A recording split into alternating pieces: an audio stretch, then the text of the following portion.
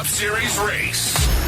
Here are your hosts, Kevin Bedstone, NASCAR Sky, and Jeff Davis. Welcome back, NASCAR Nation, to another jam-packed episode of Mash the Gas podcast. We're here to break down the FireKeepers Casino 400 from the Michigan International Speedway. My name is Kevin Badstone. NASCAR Sky is on vacation this week, and Mr. Jeff Davis joining me now. Jeff, who mashed the gas the hardest up in Michigan this weekend? Well, Kevin, I called it last week on my pick, and he took her down. You got to go up for old Denny Hamlin, getting his third win of the year at Michigan. His 63rd career win, which ties him with Kyle Busch for the 9th of all time on the list, which it was just amazing, Kevin, because it really reminded me a lot of last week where, Denny Hamlin actually had to go all the way to the back and then worked his way all the way up to the front and wound up winning that race by 11.1 second margin. So, yeah, it was an exciting race. There was a lot of stuff going on, a lot of cautions. I was kind of surprised at how many cautions that we saw. But yeah, a lot to break down today, Kevin. Yeah, there was a lot in this race. I mean, Michigan, we know since this next-gen car has gone there, has created for some interesting racing. Very high speeds, of course. It's our highest speed racetrack that we go to. I think 206 was our high speed of the day. This is the first time, Jeff, since 1983, June of 1983, that a Ford did not lead a single lap. Chevrolet led 112 laps, Toyota led 88, Ford led 0.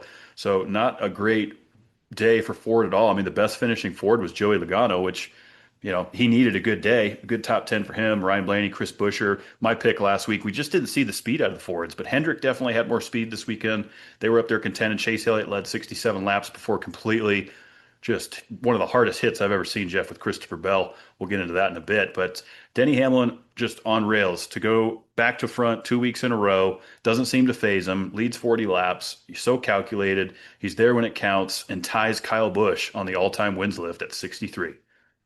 Yeah, it is crazy. I saw that same thing when you mentioned about Ford not leading a single lap. I mean, it's been years. It blows my mind how Ford is just, they don't have the speed. I know we kind of talked about Hendrick and Chevy a little bit at the beginning of this year, and even towards kind of the end of last year, how Hendrick was kind of struggling a little bit, but it's nothing compared to what the Ford camp's going through.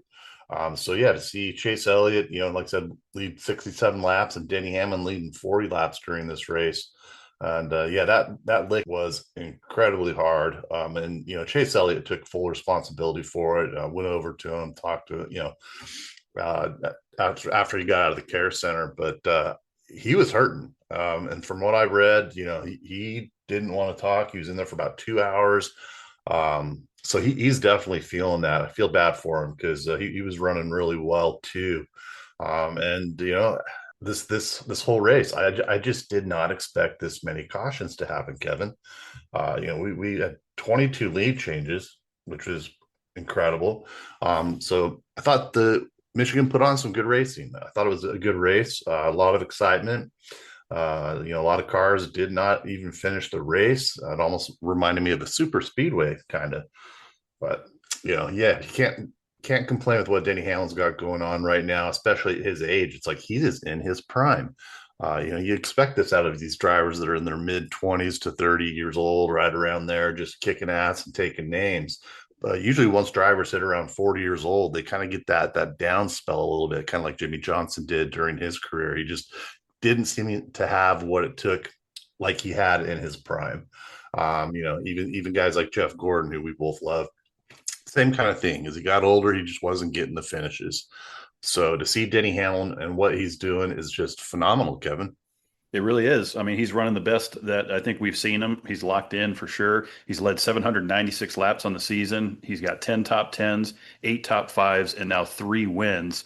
And, those races that on those top 5s, he was almost going to win. You look at Texas, finishes runner up, Kansas. He's had a lot of opportunities to win a lot more races. But here's the main thing to take away, Jeff, is the points. Cut this thing in half. He's only 51 points behind Tyler Reddick, which that was a crazy wreck in itself. When they stacked up on that restart there, the 77 kind of turned them. They all just started wrecking, and the 45 nailed the outside pit wall there hard. And then the 3 of us, Dylan, plowed into the side of him, killed his day. But Denny winning this race definitely put a huge dent in it. And he keeps running like this, Jeff. I do think Denny has a very, very good shot at catching Reddick for the regular season championship. Oh, I do too. Absolutely. And I saw that sticker that, from that bet. I guess they made a bet last week about who would win between, or who would finish better between Denny and Tyler. And he had to put that sticker instead of his name or right next to his name that said, what was it? Denny Bros, or what was that? Did you see that sticker? Yeah, the Denny Bros. The Denny Bros sticker. That's what I thought, man. And I was laughing at that. So I wonder if he's gonna have to keep that on there for a second week for next week too at Pocono. But yeah, unfortunately, there was just a lot of chaos that went on, and old Hurricane Hocevar, he had some really choice words said to him by a lot of different drivers, and even some of the owners. William Byron was saying, like, seems like he's at least good for a few of those each week. John Hunter Nemechek said you can count on Hocevar to junk up shit, and which really kind of made me laugh. But the thing that caught my eye the most on that was actually, was it Joe Gibbs, I think, that was saying, oh, anyway, they were just talking smack, and I don't blame him. There was just a lot going on. Carson, he's getting aggressive again. People are getting tired of it. Austin Dillon said the 77 as usual is what causes these things. So and even Denny Hamlin, he said, man, Carson, he just goes and gets effing excited. He can't help it. A lot of stuff being said about Hocevar. I know the fans, he's big with the fans. And, when we kind of ran into him out there in Kansas City earlier this year, he seemed like a really nice guy. He was being really cool with all the fans and stuff. But I'll tell you what, you're making a lot of enemies on the track, and these drivers aren't going to put up with it for a whole hell of a lot longer if he keeps it up, Kevin. Well, we've compared him to Ross Chastain and how Ross used to drive a couple few years ago. Got a lot of popularity with the Hail Melon move, and then started getting really aggressive on the racetrack. Hocevar is kind of that same way. He's fast. He almost had the pole, right? Denny kind of upset him there at his home racetrack. Carson had the fastest lap of the race. And Bubba Wallace, they were asking, well, what did you guys talk about after the race? It looks like you had kind of an animated conversation. And Bubba said, he goes, man, I just wish I was as fast as you, but I just wish that, you weren't so dumb out there. And, it's like you said, Jeff, you're going to make enemies out there. I don't necessarily put that entire wreck, the Reddick wreck, on Hocevar. They kind of stacked up on the restart. I don't know if they missed a shift, if someone didn't get going right. Hocevar tried to go three wide, and you just misjudged it, mistimed it, clipped them, ended a lot of people's day. But it's some of the other stuff that we're bouncing off of people, taking their lines away. That's the type of stuff that's going to get him turned, right? Which is now kind of testing NASCAR's patience with that rule. But going back to that Chase Elliott, Christopher Bell wreck, man, that was one, again, the hardest hits I think I've seen in a long time. I mean, 195 miles an hour, probably about 185 by the time they make contact with the wall. And it has been said by Joe Gibbs, who was in the media center for Denny Hamlin's win, that Christopher Bell does have wrist and ankle injuries. We don't know the details of it, what that's going to look like. I'm sure we're going to hear more probably tomorrow and Wednesday. Is he going to be good to run Pocono? We'll see. But, we've seen in the past, Jeff, if they don't let go of that wheel, the spokes in it can just wreck your wrists. Yeah, I mean, it was on lap 149. And yeah, when I saw the 20 car of Christopher Bell and, the aftermath and the way that car looked, his front right tire was just completely out of whack, completely smashed in on the side of the car, hood all bent up. I was pretty worried for him. He actually dropped his net pretty darn quick, which was really a relief to see. We always know that that's something that, we know once they drop the net, they're okay. They don't need the ambulance right away or anything like that. But I was pretty shocked that he didn't sit there a little bit longer before dropping that net, Kevin, because it was a bad accident. And, back to Hocevar, a lot of the things he's been getting into, I know, aren't 100% in his control, but it just seems like you're the common denominator. And when you keep being that common denominator, usually you do have a problem with your driving style or whatever the case may be. The common denominator is Hurricane Hocevar right now, Kevin. And the fans they eat it up. I mean, that place was absolutely packed. Michigan is a great market for NASCAR. They've always been great motorsports fans up there, but they love their hometown drivers. Brad Keselowski didn't have a great day. Hocevar P5, for the hometown crowd. But yeah, I really, going back to what I was saying about the RFK Fords, I don't. They just didn't have the speed, Jeff. And we haven't really seen that yet this year, where RFK has at least showed up with decent speed. So I was surprised. I wasn't surprised about the Toyotas, but the Hendrick Chevys did surprise me. In that first half of the race, before if Elliott didn't wipe out, I think he easily would have finished top five. Don't think anybody had anything for the 11 and Denny Hamlin. But good finish for Eric Jones. We mentioned Bubba Wallace getting a top five and P3 there. He needed that badly, Jeff, after having several weeks of, getting caught up in other people's bullshit, as he worded it. Chase Briscoe, I was kind of expecting, P10's not the worst, but he was up and down all day. He was down at P30 at one point, having to work his way through the field. I ended up leaving him in the garage at the end of stage two, which kind of bit me in the ass. It was not a good day in fantasy for either of us, Jeff. No, Michigan always kills me. I put good drivers in there, and it just crushes me. I don't know what it is. I guess I'm bad luck for Michigan, but as far as the good drivers are going, that I would usually keep in my team. But yeah, it was just it's crazy to see how bad Ford is doing right now. I mean, Logano did get a P7 out of it. We got to give him that. But yeah, Chase Briscoe, I thought was going to do a hell of a lot better in this race after seeing what he accomplished last week, with his top three finish. I was cool. I was glad to see Chris Buescher get in there though with the P9. I thought that was pretty cool. But Logano and Ryan Blaney, P7 and P8, I thought was pretty cool to see them there. But yeah, Ford is definitely going to have to figure some things out. We've got 20 races left, 21 races left, Kevin. Yeah, we're getting down to the griddies here. We're certainly more than halfway through the regular season, and the race for the chase is going to heat up with two road courses, a super speedway yet. If you're eighth on back, you better get to work. Yeah, and with like I said, the road courses coming up, I know SVG is in 14th spot as far as points go, and that's still quite a ways to make up with what's about 314 points to the top against Tyler Reddick. But it just takes a couple of those wins and more of his pretty good oval racing. I mean, he didn't really have a great day this weekend, but we've seen what he's done in the last 2 weeks. SVG I think he can make his way in there. And Chase Briscoe, he's right in front of him just a little bit. I think Chase Briscoe's got a little bit better of a chance because of the amount of regular tracks that we're going to go to instead of road courses. But you're right. If you're sitting eighth place or back, you're going to start getting your act together. So, I think it was another good thing that Daniel Suarez had a good finish, getting a P6 out of Michigan.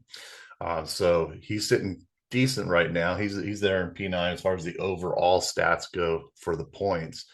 But there's a lot of drivers down there that they're just not going to have a chance. I mean, there's a lot of guys down there that I think it's kind of too late. If you're sitting there at around 20th or below, I just don't think you have much of a chance of making the playoffs. And also did feel kind of bad for AJ Allmendinger.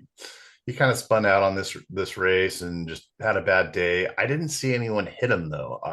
I know he was kind of complaining about someone taking the air off of him, but I didn't see anyone get too close to him. Did you see anything? Yeah, by the time the camera had panned to the 16, he was already pretty much wrecked. So it was kind of hard to see, did he get loose? Did he get arrow turned? We see a lot of times at that speed when cars get close, to take a little bit of the air off the rear and it just pulls it around. Feels like you got touched, but you didn't. Not entirely sure what happened there, but I'll tell you, Connor Zilic, man, what a rough year for this kid. A really, really rough rookie season for sure. He was the first two cautions, Jeff, in the first 9 laps of the race. It was only the second lap of the race when he spun out his first time. I was like, I felt bad for him because he just spun out all by himself. And then, like you said, he spun out a second time just shortly after. And even he, I heard him on the radio and you could just hear the disappointment in his voice. He's like, I just felt bad for the guy because I really like his attitude. I think he's great for the sport. He's young. We're going to see a lot out of him, obviously, throughout the years. He's just going to get better and better and better. It's just one of those drivers that is going to be improving, and he's going to have many years in the sport, Kevin. He is, for sure, and he's with a good organization. Trackhouse didn't have, a great day here in Michigan, but overall, we've seen, we talked about SVG and one of his best points positions that he's been yet in his Cup career. And, the other thing to keep in mind, too, is when we do get to the chase, right? So right now, hypothetically, if the chase started tomorrow, Austin Cindric would be the final one there. Currently, he's 337 points back, but on that reset, Jeff, he would technically only be 100 points back from Tyler Reddick, who's going to have that 100-point advantage when they reset, right? And then second place is 25 back, and so on and so forth. So, that would be, I guess, one of the canary in the coal mine for some of these guys that are 300-400 points back by the time we get to that chase, is they're going to get a reset. But can they still overcome a 100-point deficit to the two guys that are dominating the most laps led and the most wins? That's where it's going to get tough. It's going to get really tough. And qualifying is one of those things we're also going to have to see these guys. If you want to start getting your team up there and getting better finishes, you're going to have to qualify better, because like you mentioned about Trackhouse, I think they could have finished a lot better if they didn't have to start. I mean, P32 is Ross Chastain in starting position. Connor Zilic was P34, and old SVG started in P30. So, all really close to each other as far as their starting positions on the grid.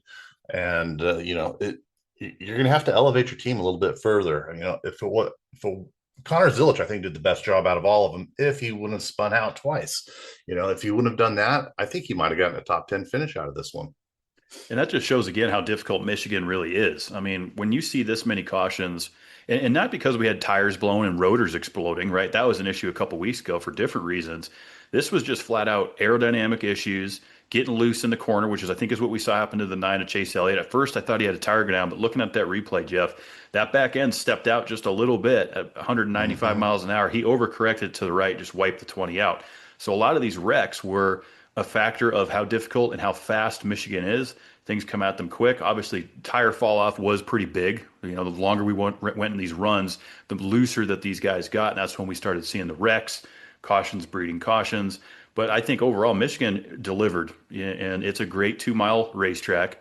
I think the package that we have there is spot on. I don't think we need to change anything, and look forward to getting back up there again next year. Yeah, like I said, yeah, it did. It put on a great race, and back to Ford again. It really blew my mind that they didn't lead a single lap.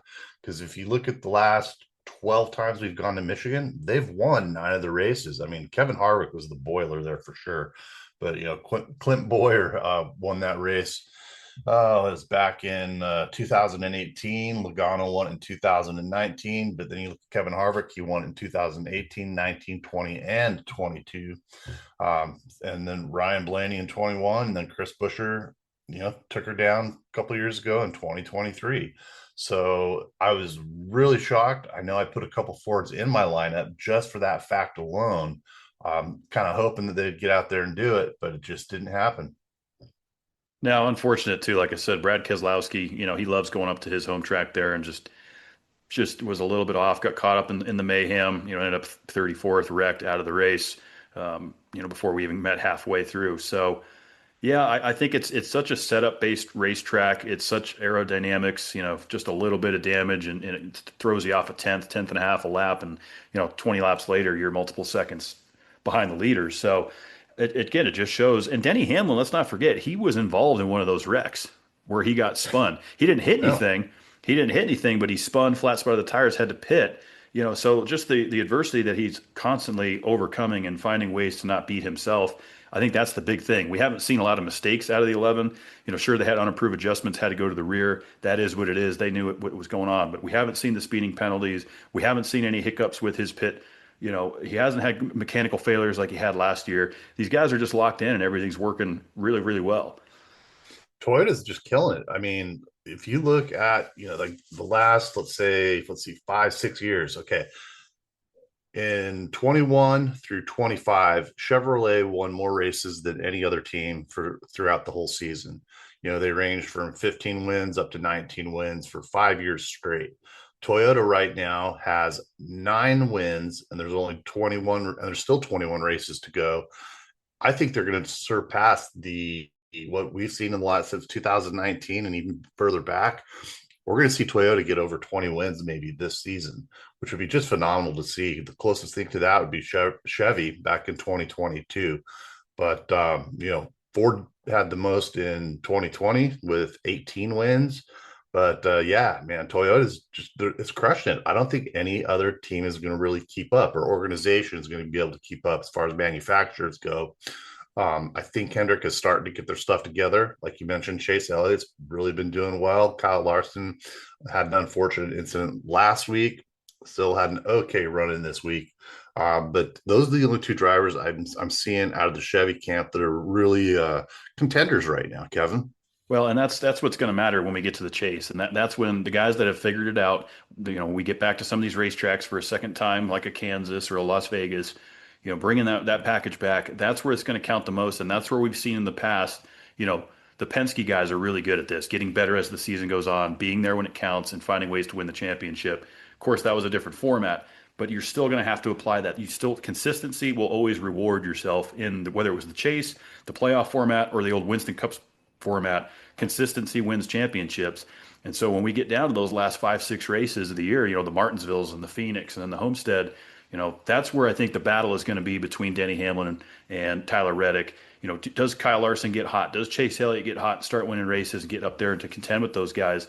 That's going to be the part that is going to be fun to watch for sure as we cross this halfway point in the regular season. But yeah, the Toyotas, I mean, the stats are unreal. They're just incredible. And the fact that Denny has tied Kyle Busch, I mean, that's a huge milestone in itself. We know what Kyle Busch has done for the sport. Terrible loss. We covered that a few weeks ago, and his legacy lives on. Brexton got back in the race car. It's really cool to see Denny fly that 18 flag, and I like that Richard Childress kind of cleared something up. Because people said, well, what do you mean you're going to hold the 8 for Brexton? What does that mean exactly? Does that guarantee him an RCR? He said no. He says if Brexton ends up going to Joe Gibbs or if he goes to Hendrick or RFK or Penske, he says the 8 will be his wherever he goes. And that's super cool. And what I was talking about earlier with people talking a little bit of smack about the 77, it actually was Richard Childress kind of giving us some shit. And it made me laugh because this is quote, yeah, anytime their eyes are that close together, it means you've got a small brain. Talking about Carson Hocevar. So when you brought up Childress, that was exactly who I was thinking of a little bit earlier. He's the king of one-liners, Jeff. RCR, I'll tell you, old Richard Childress himself, I mean, for his age and what he's been through, he's still sharp as a tack, and he says some funny shit. Dude, he absolutely does, man. But yeah, I was pulling for Kyle Larson on this race. I know I picked Hamlin to win, but Larson's very first win was at Michigan when he was running for Chip Ganassi, running that old Target paint scheme, and that was in August 18th of 2016. It's hard to believe that it's 10 years later now, and see what Kyle Larson's done throughout his career, getting back in there. Rick Hendrick, I know, is totally happy still that he's picked him up. Everyone on the Hendrick roster right now, except for Alex Bowman, has had contract extensions. Don't know what's going to happen with Bowman. I know we've talked about it a little bit here on the last few episodes and in the past here. He's just had a rough year. So we're going to have to see what's going to happen with him and see if that chair comes open or not. I guess we'll find out here probably in about 2-3 months, kind of a little bit more what's going on, but we still have a lot of racing to do, Kevin. There's a lot of racing to go, and this is the time of year where contracts and stuff are announced, and we were speculating on the 48. And, when Kyle Busch was still with us, I was kind of thinking that the 48 could be a good landing spot, but also come to find out, Richard Childress made it clear that this was going to be the weekend that they were going to announce a contract extension with Kyle Busch. So that kind of put some of those possibilities to rest. We knew Kyle Busch would have stayed with RCR, so he wouldn't have gone anywhere else. And some of the last things because Childress, this was his first media availability since Kyle's passing. And, we've since heard from Kurt, we've since heard from Samantha, and obviously we continue to keep them in our thoughts and prayers as they go through this difficult time. But Richard basically was saying, Kyle came to him in the weeks leading up to it, before the Coke 600 and said, we're close. He said, if you keep giving me race cars like this, we're going to win races soon. So, where do you go with that? Austin Hill, I think that it's tough. He did confirm Austin Hill will stay in that 33 car for the remainder of the season. Mm-hmm. The 3 of Austin Dillon hasn't had the best year either. I just think it's going to be really tough for these guys to rally and find victory lane. I mean, I know Richmond's a great racetrack for Austin Dillon, but this organization is going through a lot, and to try to get fast race cars out there and get the team refocused, it's a big challenge. It is. They're having a really tough time right now for multiple reasons. I just don't see what they have in it. I mean, Kyle Busch, even his last win was, I think, 3 years ago, if I'm not mistaken. Yeah, it was St. Louis 3 years ago. That's correct. Yep, I thought it was 3 years.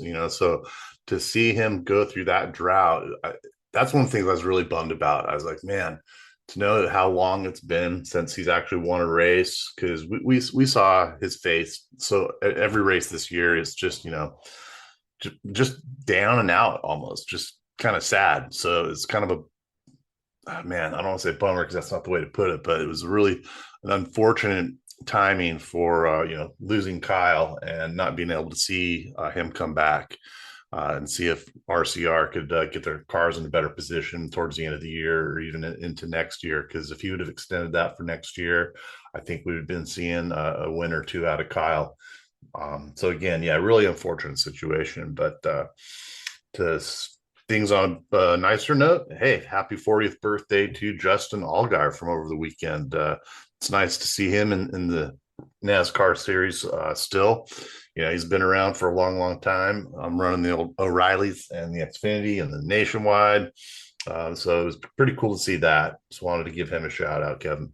Yeah, and he's not planning on hanging it up just yet. We kind of heard rumors of him Yeah. doing that, but he's running for Junior Motorsports, which is great equipment over there. Obviously, those guys were off this weekend. We're fixing to get them back in Pocono this weekend. Cletus McFarland, he was on the track this weekend again. Ran the ARCA race. He also did the truck race. Didn't get great finishes. His best truck performance so far. He at least finished the race. His past couple truck starts ended within the first stage. So still great to see him around. He brings just a large fan base to our sport, and I know NASCAR loves the ratings. I mean, it's been some of the most packed ARCA races we've ever seen. I mean, Jeff, when you and I were in Kansas City, we were talking to some locals that have been going to that racetrack since the day they opened the doors, and they said they've never seen an ARCA race so packed, and that's the Cletus McFarland effect. It is. And if I remember right, didn't he get a P14? I mean, I know he got the pole, but I think he finished P14 on this race, right? That is correct, and yeah, good shout out. That was his first pole. And that's hard to do in the ARCA series. Go out and grab a pole Super at hard. Michigan. It just didn't have the race speed though. No, he didn't. But with the lack of experience he has driving, you know, the NASCAR series events, I thought it was pretty kick ass. So yeah, for him to be able to get the pole at least out of that was I saw that big smile on his face for sure. He was grinning ear to ear, but he kind of always has that big ass grin, man, which is awesome. That's why everybody loves him. He's just a fun guy. So yeah, big shout out to him for doing that, Kevin.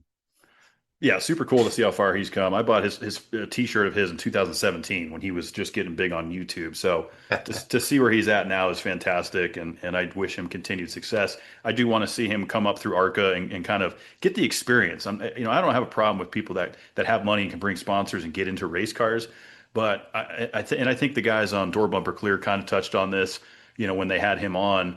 It's just about gaining the experience. I mean, we've seen the Haley Deegan. We've seen a lot of drivers with high profiles just get thrown into the Xfinity series at the time for her, the O'Reilly series now, and just not have success. Whether you're in RCR equipment or not, you got to come up through the ranks and you got to get that experience, Jeff. And I think that's what Cletus just needs to kind of pump the brakes and just come up the right way. And he's doing it right now. Starting in the ARCA series and moving your way up is the way to go.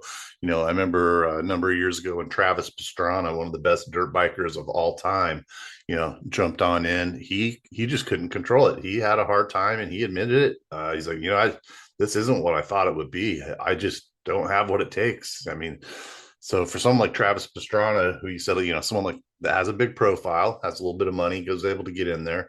And it just goes to show that these guys have to be good drivers in order to stay in there. So, to see old Garrett Mitchell, which is Cletus, get his way up there, starting the ARCA series. And I love that the ARCA is they're getting press out of it. And they're like you said, bringing more people to the track. We talked to those dudes in Kansas. You're right. Like, man, this was a packed race, or at least for an ARCA race. But good to see that. And yeah, I think we're going to have fun watching old Cletus come up and see what he can do over the next few years. And the ARCA series is great, man. I mean, it's grassroots. I saw him up at the Colorado National Speedway a few weeks ago. Talked to Haley Deegan. She's totally content where she's at, trying to make another run back up through stock car racing. And that's just the way it goes. So now we have another ARCA race coming up this weekend, Jeff. Trucks are off. O'Reilly is back on. And then Cup, obviously, at the Tricky Triangle. Pretty unique racetrack. I've always liked Pocono. I kind of like that we've cut it down a bit. I think you remember a couple weeks or a couple of years ago, Jeff, we ran, remember a Saturday and a Sunday Cup race? We did two Pocono races. It Terrible. was a horrible idea. And then even then as well, we were running it like 3-4 weeks apart that we were hitting Pocono like in the same month, which I didn't agree with. But it's always had a place on the Cup Series circuit. I think Sky's not here this week, so she can't give me any gripe. I'm going Denny Hamlin for 3 in a row. He's so good. He's on fire right now, Jeff. It's one of his best racetracks, Pocono. I think Denny goes 3 in a row. Ooh, well, I was thinking of taking him. I took him last week, so I'll let you go ahead and have that one. But yeah, I mean, finished P2 last year, so he's a good pick. And Ryan Blaney finished P3 there last year, but I just don't think the Ford still has what it takes quite yet to win there. So shit, man, I think I'm gonna go with the guy who actually won it last year. I'm gonna go with Chase Briscoe and hope he gets a better finish next week than he did this week, Kevin. That's a good pick for sure. I had him. He's definitely going to be in my fantasy lineup. And there's a good chance that 19, he's close. He qualifies decent. He's got good speed. His teammates are running fast. I do think this is going to be another Toyota dominant weekend unless we end up in a fuel mileage situation because you never know with Pocono. We get these long green flag runs. Tire wear is going to be kind of crucial to see how we practice and qualify. High speeds, longest straightaway that we go to, Jeff. It is longer than the backstretch at Talladega, which a lot of folks don't even realize out there in Long Pond, Pennsylvania. But I can recall a lot of June months that we've been out there where they get severe thunderstorms. I remember there was a lightning storm there one year. Rain is probably going to be a factor. It probably will, and with Sky gone, since Ryan Blaney got a P3 out there, I don't know. Should we give her Ryan Blaney or should we give her Chase Elliott? Well, let's see. Joey has a decent run there too. It's a decent track, but like you said, Jeff, the Fords. I don't know. She took Bubba this past week. He finished P3. Yeah, let's give her the 12 of Ryan Blaney. We'll give her the 12. So yeah, we're gonna have to text her after the episode and tell her, okay, you took the 12. We called it for you.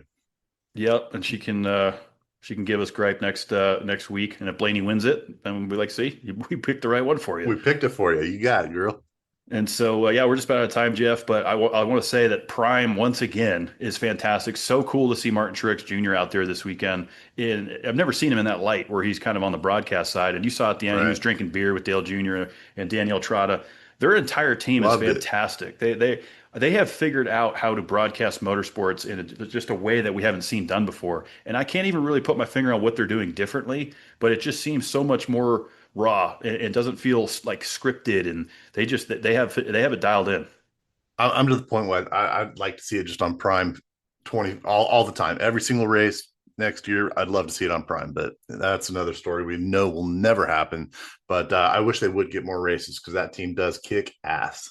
Yeah, I agree with that. And I think if we keep talking about it, maybe something will happen here before we get to USA and TNT and all the other networks. So that's it for us. Master Gas is checking out. We're back next week. Sky will be back from her vacation to break down all the action from the Tricky Triangle. Hopefully we get this race in on time. No lights there. So it might be, if we get rain, Jeff, it'll be a Monday situation. Hopefully we get it in on Sunday.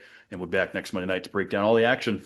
Thanks for supporting this program. Be sure to follow us on all social media platforms at Mash the Gas. Follow NASCAR Sky over there at NASCAR Sky. And until then, Jeff, Mash the Gas. I feel the engine screaming back. I feel